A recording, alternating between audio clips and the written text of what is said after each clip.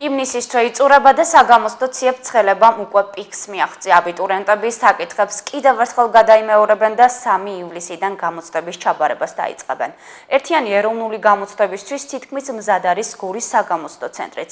ამ დროისთვის ბოლო დეტალების მოწყობა მიმდინარეობს. რის შემდეგაც შენობა უკვე პოლიციის დაცვის ქვეშ გადავა. კურატორ-დამკვირვებლები კი გენერალურ რეპეტიციას გაივლიან და 3 ივლისის 8 საათიდან აპლიკანტების პირველ ნაკადს მიიღებენ.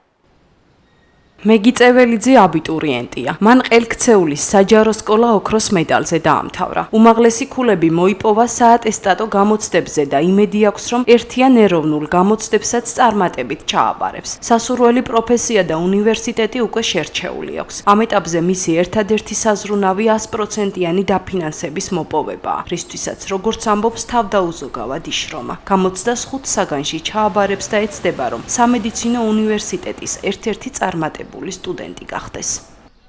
მედები დიდი მაქვს, იმიტომ რომ ძალიან ბევრი ვიშრომი ამის გამო და წესის შედეგი უნდა მივიღო. და სტუდენტობა რა თქმა უნდა უკეთესად წარმომიდგენია ვიდრე აბიტურიენტობა, იმიტომ რომ ძალიან დაძაბული წელი მქონდა და ალბათ დასვენება იქნება სტუდენტობა ჩემთვის. თუმცა სწავლა რა თქმა უნდა იქაც გაგრძელდება ძალიან ბევრი. საგამოცდო ციებ-ცხელებაში აქტიურად არიან ჩართული რეპეტიტორებიც. აბიტურიენტების ღელვა მათაც გადაედოთ და ივლისის თვეს დაძაბულები ხვდებიან. სპეციალისტები გაორმაგებული ენერგიით მუშაობენ, რომ საკუთარმა მსმენელებმა გამოცდაზე მაღალი შედეგი აჩვენონ.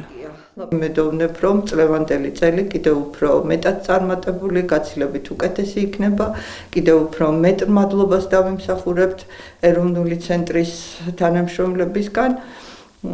და მოვლი პირადად ჩემი აბიტურიენტებისგან უმაღლეს შეფასებას ინგლისურ ენაში. გორის საგამოცდო ცენტრი აპლიკანტების მისაღებად უკვე მზად არის. შენობა საჭირო ინვენტარით და ტექნიკით უკვე აღიჭურვა და დღეიდან პოლიციის დაცვის ქვეშ იქნება. ცენტრში გამოცდა 3 ივლისიდან 2200-მდე აბიტურიენტი, 1600-მდე პედაგოგი და 400-მდე მაგისტრანტი ჩააბარებს. 100 სტუდენტი კი გამოცდის ხელახლა ჩაბარებით გრანტის გაუმჯობესებას შეეცდება. საინფორმაციო ტექნოლოგიის სპეციალისტები შეამოწმებენ საგამოცდო ტექნიკის მუშაობას და მზადყოფნას და ყველაზე მნიშვნელოვანი საგამოცდო პერიოდის მოსამზადებელ პერიოდში ეს იქნება კვირა დღე, როდესაც ყველა თანამშრომელი ადგილზე იქნება შუა დღისას და მოისინჯება მთელი სისტემის გამართული მუშაობა.